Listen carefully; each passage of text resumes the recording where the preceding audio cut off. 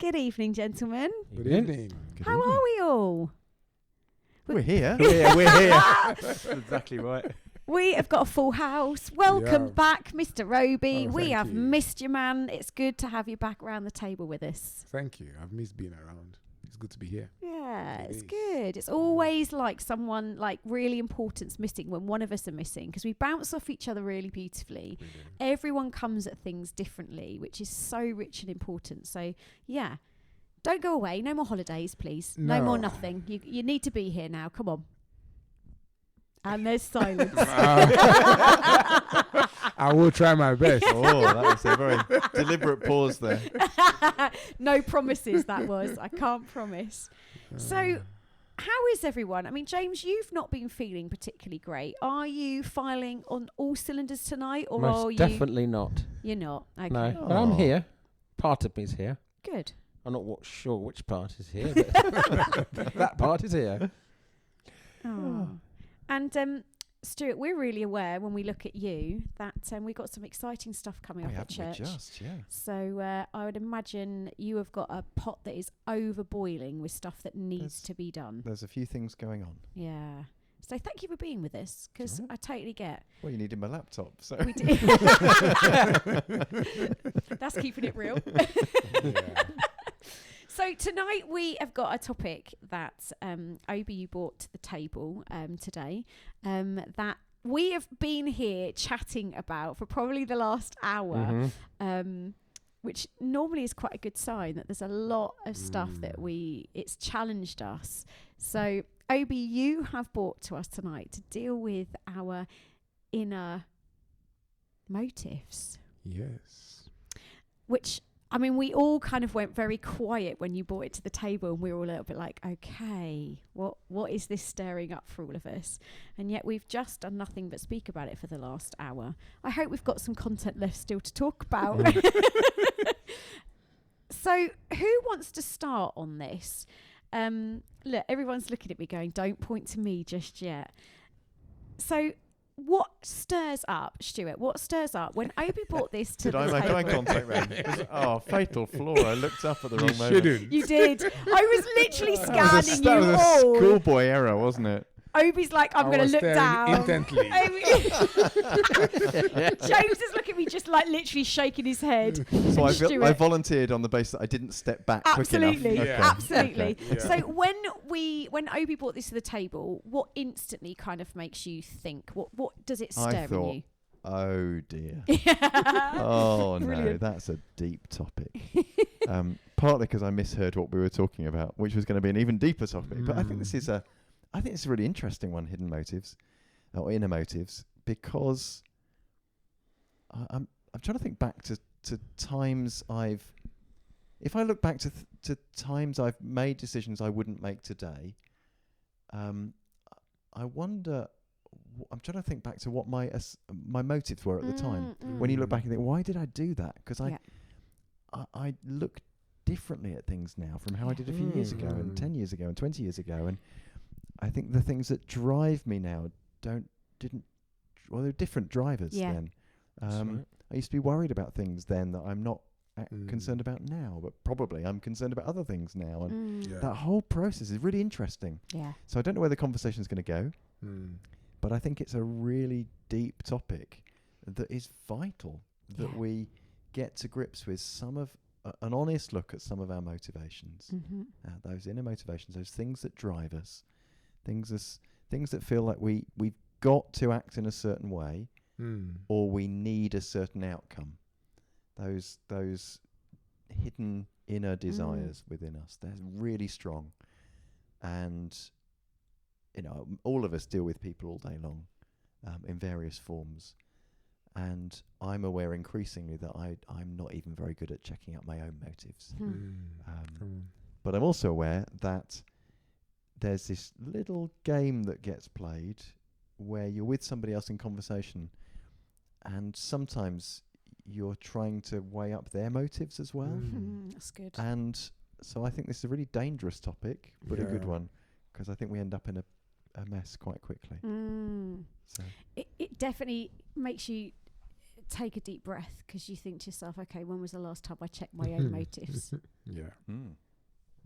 And then that's almost like, oh, jeepers. How many things am I doing, and have I checked why I'm doing them? I've just got an illustration. Go for it. Go for it. Finally. Well, It's been working. hey. I want to do. So I quite enjoy studying, which won't surprise you.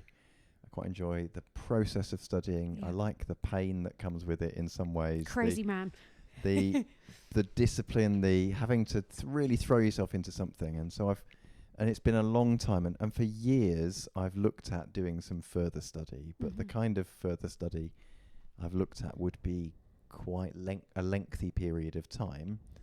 And I have time and again found I just can't justify it. So I had a conversation with someone last week about this, an academic, and was just wondering with them, trying to get their input, their advice, their wisdom on it. But one of the downsides of doing further study is, for me, has been that I still think there's an element where I'm trying to prove something to myself. And I would quite like the letters before my name that would come with it.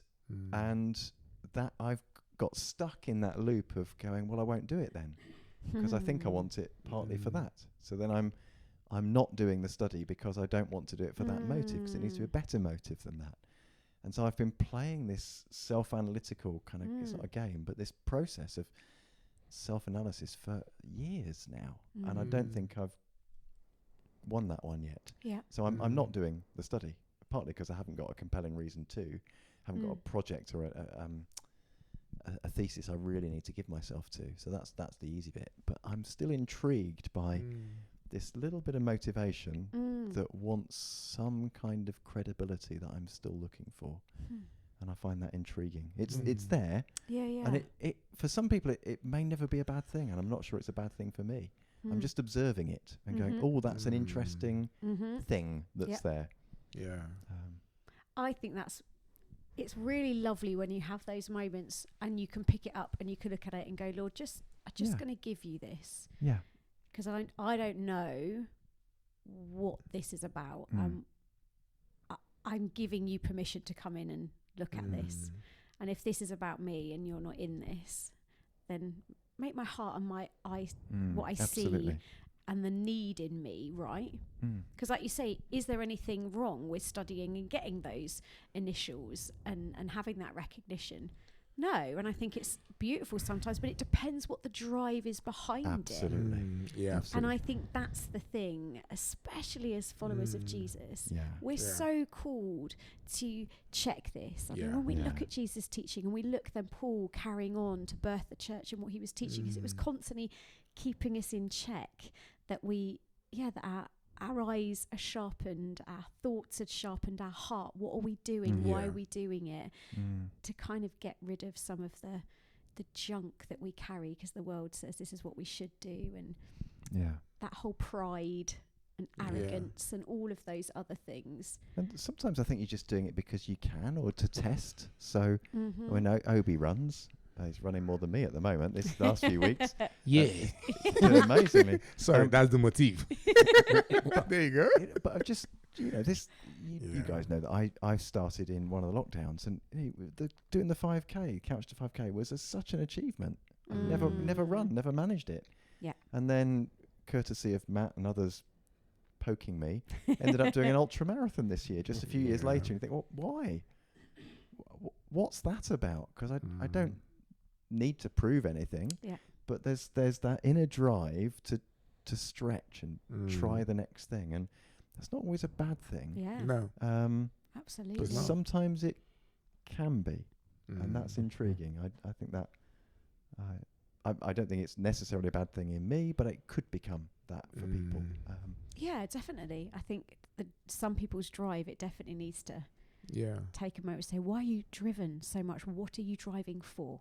So Obi, inner motives, what was this about for you? I was admiring you when you said that sometimes when you look at things that were driving you years ago and not necessarily driven by the same things, I'm like, this man is amazing. Because things that were driving me yesterday are no longer driving me today. Mhm. So I am that changeable in my motive. So you are quite stable if it takes years for you to identify Okay. a pattern, because Oh, I mine see. changes fairly Does it? often. Okay. Yeah. So I think like part of the reason I brought this today was I've missed a few podcasts and I felt I had to bring something. There you go. There's the inner motive. How's your inner motive? Okay. You felt you had to contribute. I had to somehow. contribute. There's the inner motive. But honestly, I think it was just doing the dishes this evening and sort of. Oh, that you get extra points for mentioning doing the dishes. Come on. Oh no, yeah, That's good. I've lost the point on that a long time ago. Forget that; it doesn't count. But I think it was just sort of me musing over sort of activities and day-to-day stuff, and just sort of wondering. And now it's a place I've been, and a place for the past couple of years I've sort of started visiting a bit more. And if I'm being genuine, it's something that we may never even realize is a part of us for such a very long time. For me personally, it's something I've never realized that, or I've never managed to pause enough to check.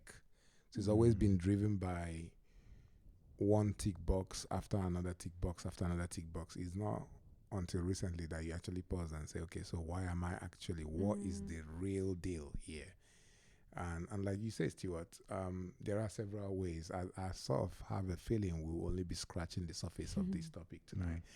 But it's one that's worth the journey to start looking at, because it's so vital point in our personal lives and our work with God. Yeah. Because you never know. There's so many ways to look at these motives can actually be good. Like you said, depending on what is driving you, but how honest are we in looking at examining our motives? Because sometimes we lie to ourselves. I've had, sometimes I'm speaking to myself and trying to convince myself, and no one is in the room, and I'm trying to convince myself the reason why I'm doing stuff. And I realized that how silly. If I'm trying so hard to convince myself, it means that I'm not convinced about my motive. So that's how wrangled up this whole thing is. So I think the passage I had was 1 Corinthians 4:5 in MSG, where he says, so don't get ahead of the master and jump to conclusions with your judgments before all the evidence is in. When he comes, he will bring out in the open and place in evidence all kinds of things we never even dreamed of. Inner motives and purposes and prayers. Only then will any one of us get to hear the well done of God.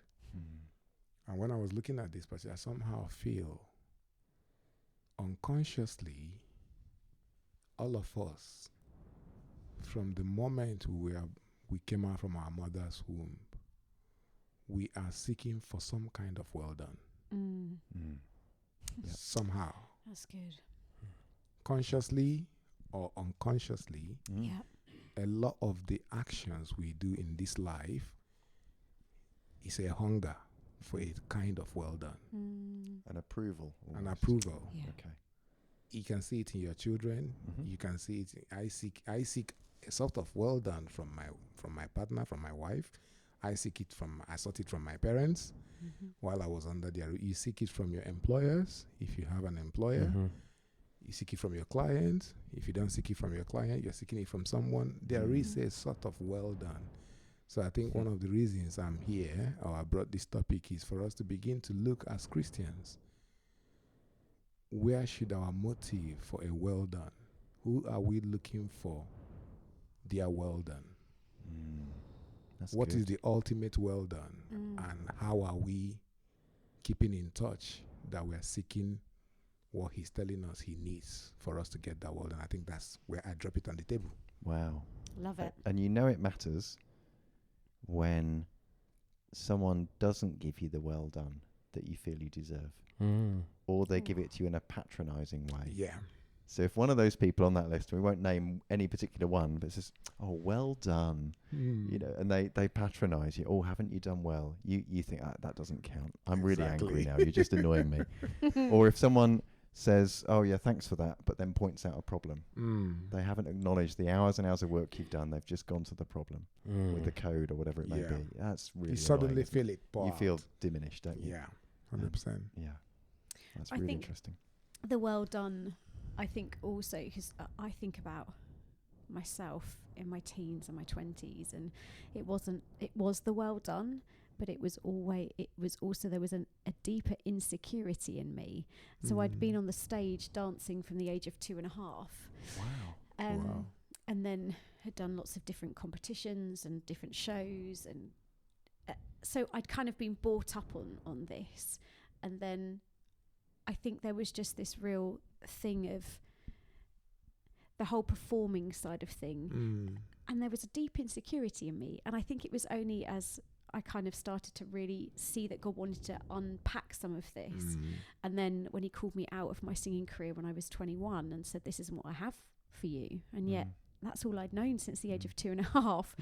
There was this real thing of going, well, I don't know me. And there was just this constant need for me to want to know that I was needed, and I was wanted, and I was doing well. And that was really interesting, that actually my motivation behind things actually was coming from a deep insecurity. Yeah. And I think so sometimes a drive can be the reason why you're heading for something, and that inner motivation. But I think insecurity can be a massive thing as well, as to what motivates you towards something. Absolutely. And I'm so very thankful, knowing my personality, that I was called away from my singing career, because actually man's praise ain't going to get you nowhere, because they're fickle. Yeah. And I look at the music industry, and it's fickle. It is. And if you are getting your self-worth from that, man, you're going nowhere in life, because you're just going to be constantly chasing that next thing. And just found that very interesting. I don't think I was aware of it until he started to show me, hang on, this inner stuff, this motivation, this stuff is based on a greater insecurity, that I need to take you out of what you know to teach you something different. And I'm very glad he did. Yeah, like you, Joida, I think a lot of my life, I'm Nigerian, in case you haven't noticed from my accent, but I've come from a culture where almost your self-worth is determined by your level of success. And a lot of these things can come from culture, from background, and you get brought up in pursuits, and sometimes is to see that if I'm being honest, sometimes it's just to see the respect in people's eyes. When and you don't know these things until you don't get the respect. Then your reaction sometimes to things actually sometimes exposes your inner motives. So because sometimes you might convince yourself of a different motive until the true motive sometimes comes from when you don't get what the well done you are chasing from that pursuit. That actually sometimes puts light on the evidence of the inner motive. And I don't say this, that I think some of us, if I'm speaking really honestly, I think some of these things, some of us are still working through actively and become more aware and keep checking in.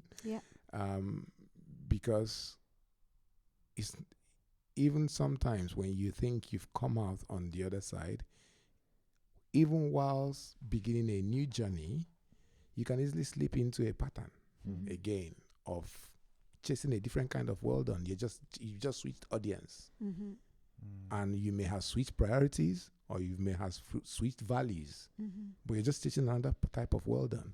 So for me, is one that I think is probably going to be a lifelong, if I'm being honest, journey of holding yourself accountable, and with certain people that know you well enough to also hold you accountable, and you being open enough to be accountable to people. So I think is one of those ones where you have to keep checking back in. Because I've done a lot that is just to prove a point.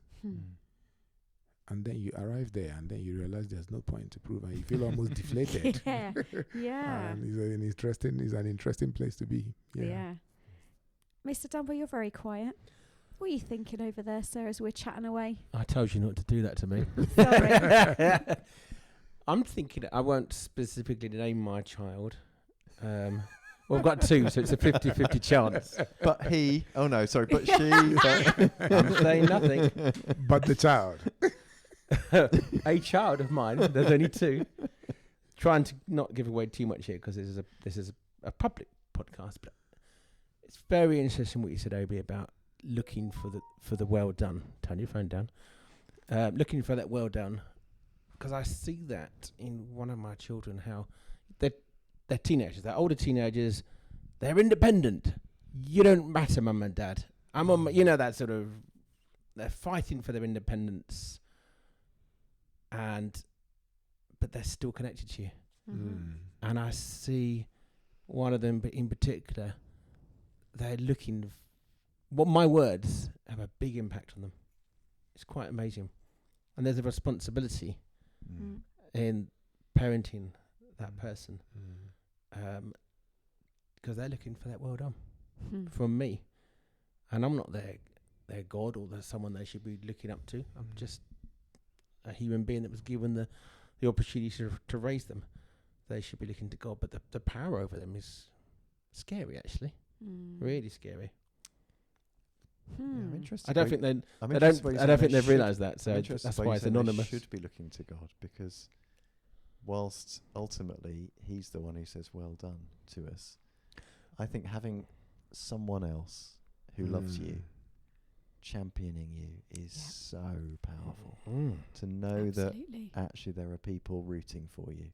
Yeah. When life's tough, is so important. So you're absolutely right. Of course, we need to get that from God, but so often that's mediated through others on God's behalf. I think helping us. Well, we do idolize. We should idolize God, worship God, but we do end up idolizing people as ourselves, don't we? I can see As that adults, as well. you can do that. I can see that where we want to please people, and you end up. Yep, and it's possibly the wrong person. Yeah.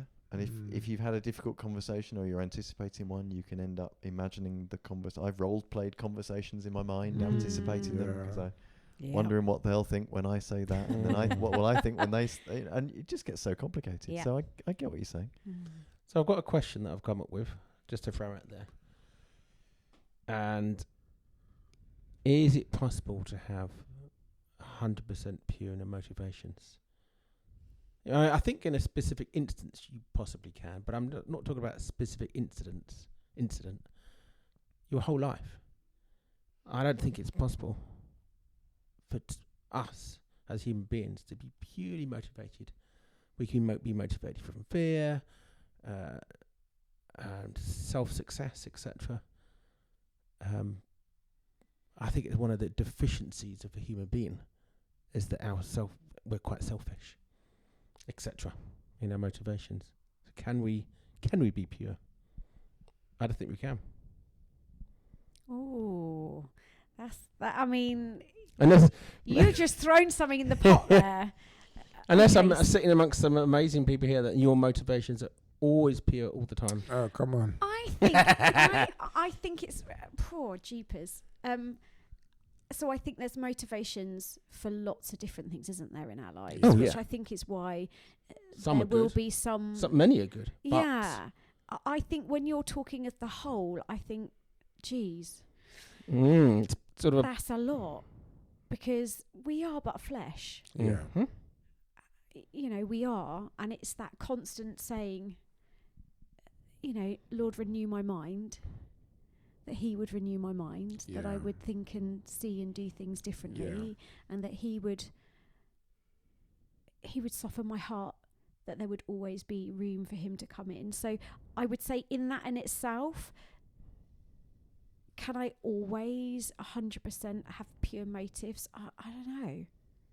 I don't know if I could answer that. I'd probably say no. Definitely no I'd for come me. to the conclusion Definitely of no going, for me. yeah, because we're not perfect. No. No. There was a passage, I think Obi, you brought it just before. It was Kings. Is it? No, I think the one I had. No, was it's the Chronicles. 2 Yeah. Chronicles. I thought that was interesting. If you can find it quickly. Yeah, I can. Is 2 Chronicles 2. Is talking about Amaziah, king of Judah, where he said he was 25 years old when he became king, and he reigned in Jerusalem 29 years. He doesn't talk about his mom, but verse 2 says, he did what was right in the eyes of the Lord, but not wholeheartedly. Some Message translations say, but with the wrong heart.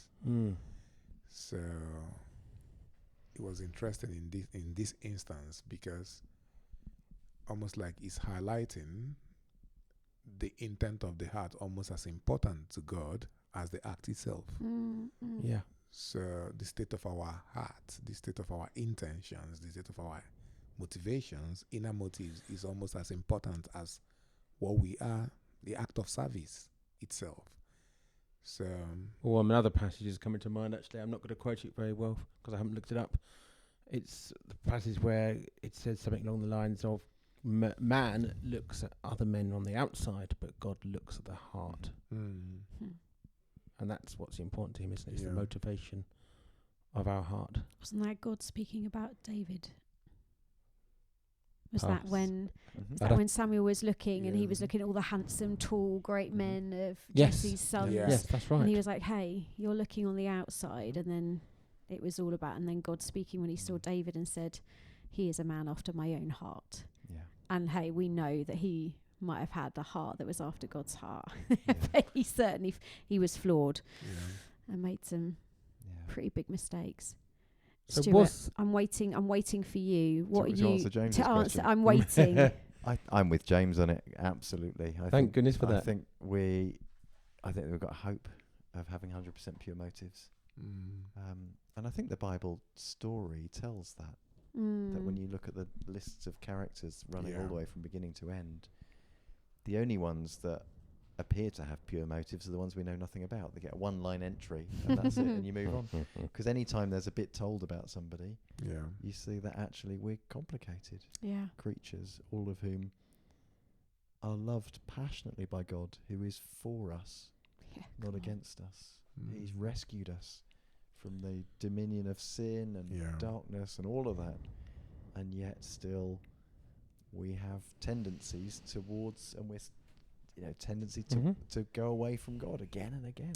And that's, I think we will live with that until Christ comes and we get our resurrection bodies, whatever they look like. And we live with him in eternity and a new creation. And then we will have absolute pure motivations at that point, I would imagine.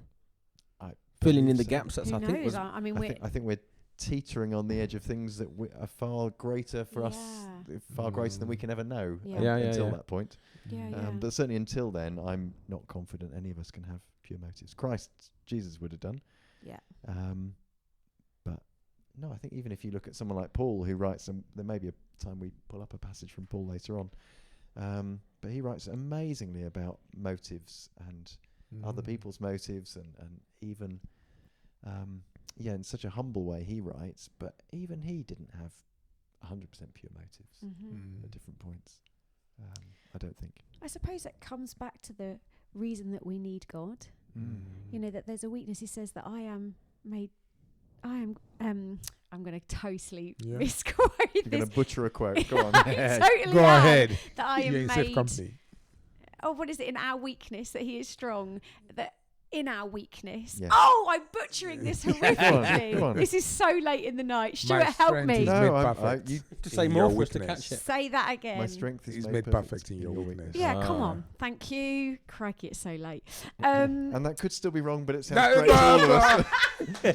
We're taking it. Sounds perfect to us. Now it? you not want to know my motives. You don't want to steal my Can time. I just say? I'm just acknowledging that it's that time of night when if someone says something that sounds good, Absolutely. we're all in. We're taking it. It sounded better than the junk that I was saying. But you know what? There's that constant thing about the weaknesses that we have that Christ overcomes, that the weaknesses in us that show our need and our reliance. I love it when it constantly at the moment for me that God's saying, hey, it's not by might and it's not by strength, but it is by the power of my Holy Spirit. And then going back and going, oh Lord, look at the fruits of your Spirit. I need these in my life, and it's not by my might and it's not by my strength, it's by my surrendering and saying, God, I need this in my life. you're going to have to do something in me to bring this about. So there's that constant need and reliance on God for us to have those motives. For me, I mean, I don't know about you guys, but any time, you know, you've stepped up and you feel like God has called you into something. So for preaching, for me, there's always that place where you want to go, why are you doing it? Yep. Why are you doing this? So my natural reaction is, we'll sit back. And it was only that I knew God was saying, and I spoke to my husband, who stitched me up a kipper, and spoke to Stuart one Sunday morning. He said, my wife's got a chat with you. I was like, thank you.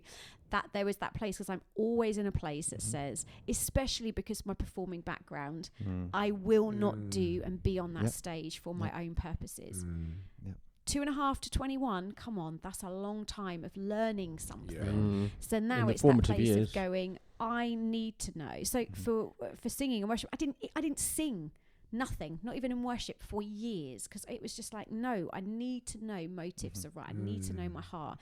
Do you guys feel like that more so when you're stepping up into a leadership place? Do you feel like it causes you to really go before the Father and go, why am I doing this? Am I doing this because you're asking me to? Am I doing this because there's something? Has it made you check in more because of going, I don't want this to be about me. I want this to be because you're asking me to do it. Yeah, 100%. For me, 120%. I think it does. Especially if I'm a bit like you in some ways, Joey. I find it easy to talk in front of people. I've always done as a child. I've always been the outspoken one in class that got me in trouble most of the times. I've always been that child that I meet someone many years after school and they somehow remember my name and I don't remember their name. So you're always being admired. Like So, and I think coming to this church really has really changed a lot of things for me in terms of perspectives. And sort of, I almost got to the point, and this is where we will have to keep running to God, like you said, and keep looking at Him and keep weighing things honestly and keep checking our heart. We'll probably do this for the rest of our life, but I'm ultra conscious of being out there. I'm also conscious that I used to have a big ego, which hasn't totally disappeared. And you might get to a point where you now don't know what you're functioning and what's driving you. But I'm also aware of the fact that the enemy uses things against us as well. And sometimes he might be using your past mistakes and your past wrong motives to prevent you from functioning in God's call at that point in your life. So, which is why sometimes for me is clarity. I get clarity in prayers. I seek for words of wisdom. I speak to people. I battled with, I'm doing a bit of leadership course at the moment, but I battled really hard with that. I wrestled with that because I don't want alternative career. I particularly don't want to be a pastor. So if you hear me tomorrow being a pastor, you know God is moving miracles because I don't. And I don't want to be those things because I'm not sure if I want to be it because I just can't do it. And I just need a bit of Bible quotes to be able to do it, speak like Stewart. Please don't. Is that I just need to learn a few more scriptures from Stewart and crack on. Because I've got the other tools in the bag. So I want it to be a place of total surrender to God and say, God. So I've actually had to step back initially from doing that and kept questioning the motive, kept questioning, and God kept putting me back and back. And there was a morning I came in and the topic of, I think I've spoken to Stewart about this before, and the topic was completely off the topic, and I just had a voice that says, seek first the kingdom of God. And he said, just forget even about the every other thing. He said, that it shouldn't even come into this conversation. Just seek first. And I kept hearing it and hearing that. I can no longer ignore it. But is that place, and if I'm being completely honest, having gone for a first conference, I am still questioning. If a little part of me is still looking at things. Mm. Because I love my life and my career and what I do, if I'm being honest. So if anything, this is calling me into an uncomfortable place in some ways. And it's just that bit about putting it out there, and you will get, it's almost like when you've done something cool and you're expecting a well done and you don't get it. How do you react? What does, when you feel you've delivered that perfect preach and no one says, wow, what does your heart say? It's so good. So good. So I'm just putting it out there. Yeah. But that's all of the things that I go to God and I say, thank God that no one said anything, because it's about who's well done am I after here. Come on. Really. But like, I'm a human being. There are times when you've done very well, cool. And like Stewart said, I need Nina sometimes to say well done. Yeah. When I've been a good husband, I don't get well done. What in the world is that about? So we are still human beings, and I'll probably feel like that tomorrow and next. Yeah. So I'm just putting it out there, but Yeah. ultimately, is who are we really accountable to? Yeah, come on. That's how where I am, and where I'll probably be for a long time. What do you think? Well, I don't. The question was being a leader or up on stage. When wasn't it? when you've stepped up and doing Yeah. something in leadership style or like I don't- preaching or something, does it bring out more of that needing to check in, or is it not something? I didn't think so, because it's a bit like Obi. It's not something I feel 100% comfortable doing, and so I don't want to go, yay, here I am, because I don't. Part of me, I don't want to be there. There's a lot of effort in preparing a preach, so that's, and then when you're delivering it, it's just like, it's not 100% a comfortable place. And also service leading, that's also kind of good, but also don't want to be there. So yeah, it's not a big motivation. It's not a big part of me that's like, yeah, look at me. But even so, there is an element in there. There would always be, isn't there? As soon as you step on the stage, there's going to be an element, even if you don't particularly want there. Hey, look at me. So yeah, I do have to self-check. Why am I doing this? And yeah, and quite often, not often, occasionally, I'll say, God, I don't want to do this, and He'll say, I want you to do it. So my motivation must be half good if God keeps saying, I want you to do this. No, I suppose the motivation's very different then, isn't it? Because if you feel that the Father is asking you to do it and you're saying, no, thanks, I'd rather not, and He's going, I'm asking you, then the motivation is out of obedience rather than going, hey, look at me. So, But motivation is always mixed. It's not just one thing, is it? It's not obedience to serve God. There's another motivation. Hey, I'm on stage. How wonderful of me. And that motivation's only really tested when we aren't sure, but God's told us we definitely should be, and then someone else says, no, I don't want you to. Or no, there's more opportunity for you. And then that's when that motivation's really tested for any of us. And it's like, oh, okay, but God's told me. What do you do with that? Yep. And that's where it all comes out, Yeah. again, isn't it? And I think it's a good question to ask ourselves, what are our motives? and I 'cause think it's a it's actually, complex- we shouldn't be fearful of those moments when we go into those places where we think God's saying something, somebody else is saying no, and what does that bring up? Yeah. Because sometimes He will use those times Yeah. to bring that gunk right up to the Yeah. top and say, Absolutely. hey, Yeah. daughter, I need you to look at this because this is going to have an effect on how you move forward. Do I believe it's going to have an effect on what the Father wants for me? No, because His grace and His love. But His Yeah. motivation always is to bring us a freedom so that Yeah. I can Come look on. in the mirror and see myself differently, that I can walk differently in everyday life. Yeah. Because I think we don't really realise that a lot of the gunk that we're not willing to go and sift through with Him it's just for our freedom, that our mind would be clear, our eyes would be clear, our hands would be freer. Not because it makes us a better person, but the Father says it doesn't make me love you any more or less, but I want you to be able to have life and life in the full as best you can. So I'm bringing this up not to condemn you, I'm bringing it up to say, come on, there's better for you. I've got better. And I'm intrigued that you've brought up God's motivation. So you've talked about he wants, he desires, his motivation is for us, because that really shines a light onto ours. Because when we think about what God's motivations are, they're always for people's genuine good. May not feel good at the time, but it's for their genuine ultimate good. That's what he's longing for. His motivation isn't self-centered for him. It's always because he doesn't need anything. Well, yeah, that's interesting, isn't it? Because some people can think, especially people that are outside of faith, can look and think he's such an egotistical God that he needs us to give up all of these things to worship him.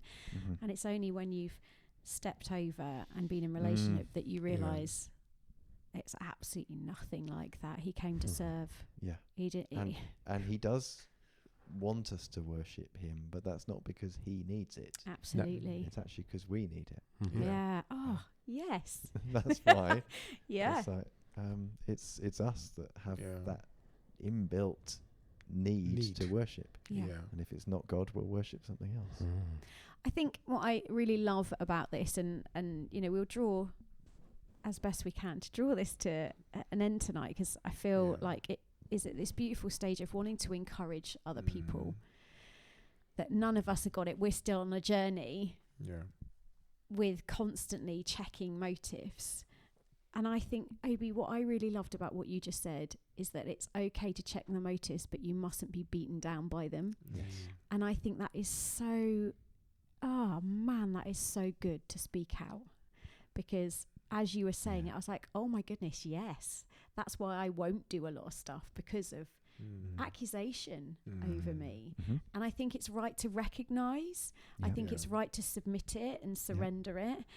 I don't think it's poo-poo it. But if I have had an attitude previously, that I will come before the Lord and keep it in check. But the second it starts to whip you, and the second it starts to say you are no good, it is not the voice of the Father. He does not come with condemnation, and he doesn't come to rip you apart. He comes to set you free. So he brings it, and he makes you look at it, because we've got to recognise it, and at times ask for forgiveness, and times to surrender of just brokenness, and let him come in and do something with it.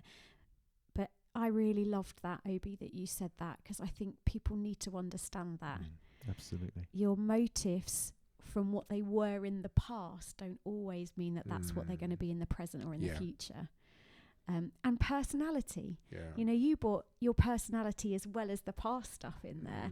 And you just want to go, sometimes our personalities, when they're unhoned and unrefined by God, they can necessarily lead to wrong motives. But when your personality is being kind of tuned and it's had some chips knocked off it, and he's doing something with it, it's beautiful, because it's not changing who he fundamentally made you to be. He's just finely tuning that to make sure that, hey, these are the things that I've blessed you with, but now I'm just going to make sure that they're in the right heart. 100%. And everything you said about who he has made us be, those personalities, is God's special craft in us. The giftings he's put in us for a purpose he wants us to serve. So he's not going to take that away.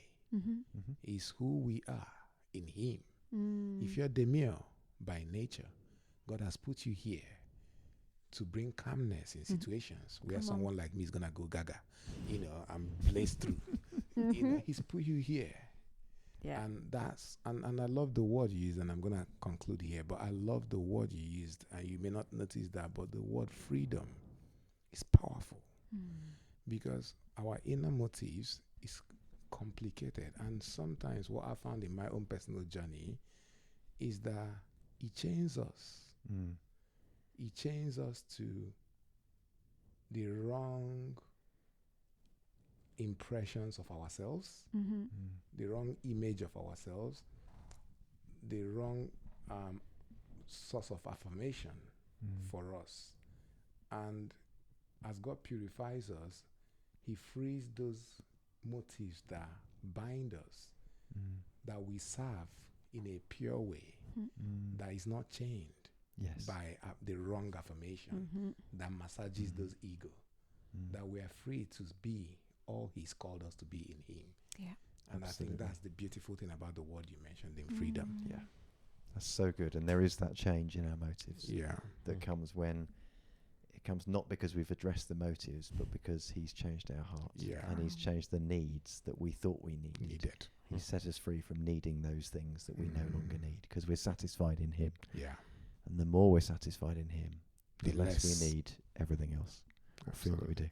I actually was hoping because you brought a passage from 1 Corinthians, I did. I think. Yeah. 1 Corinthians 4 5. and verse 5, which says, He will bring to light what's hidden in darkness and will expose the motives of the heart. And talking about a future day, at that time each will receive their praise from God. And the bit before that, it ties into this, not getting too tied up in what our motives are. Because Paul says, therefore judge nothing before the appointed time. Wait until the Lord comes. He will bring to light what's hidden. Yeah. So it's almost a sense of it's okay to check in, to check our motives, because that seems to be the wisdom of Scripture elsewhere. But actually, don't spend all your time doing Yeah. it. And don't get too caught up in it, because none of us Yes. really know. No. And actually, what's our motive in checking our motives? Yeah. Come on. And what are we worried about? Because that could be an issue. He actually couldn't says, it? don't get ahead of the master. Yeah. So don't get ahead of ourselves. Yeah, quite. Because even our Yeah. motives in checking our motives could be skewed and wrong. Yeah. So Yeah. look to Jesus, Yeah. follow Him. Yeah. Amen. Yeah. If you're going through a stage right now where you're not sure of your motives, do you know what? Go to the one that knows your motives. And if you're asking the honest questions, He will always bring a very honest answer to you. Yeah. And don't fear the answer, because He is not a God that sits with a judging stick. No. He is a God that's looking. He will eventually judge the whole earth. He will. But right now, He's in relationship with you. And when you ask those questions, Lord, what are my motives? Or if you're fearful of asking, kick the fear away and ask anyway, because He's kind, He's loving, He's gracious. And ultimately what He wants is to free you up from any motive that is stopping you from fulfilling what He's asking you to do. So, Very good. guys, thank you. Obi, thank you for coming back with such a good topic. Deep topic. It was a great topic, and do you know what? You've really encouraged me with what you said, like I just shared before, about the not allowing past motives and past stuff to stop you from moving forward and challenge your motives moving forward. And I think that's just so great. So thank you for sharing that, and Thank you. thank you for a lovely evening, guys. Thank you. Yeah. I look Great. forward to getting around the table in a couple of weeks. Yeah. Have a lovely couple of weeks, and we'll speak to you soon. Good night. Good night. Good Good night. night.